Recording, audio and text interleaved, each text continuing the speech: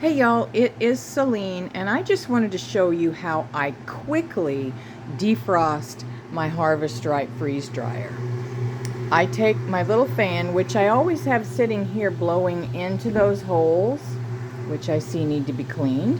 I just take it, I flip it upside down, so the bottom base is resting on the top of my tray unit.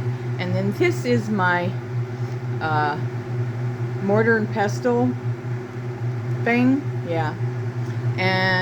Or you could use a block of wood or whatever. And I just wedge that in there so that this thing stays, and turn it on high, start my defrost, just like I normally would. Just kind of close that as much as it'll close.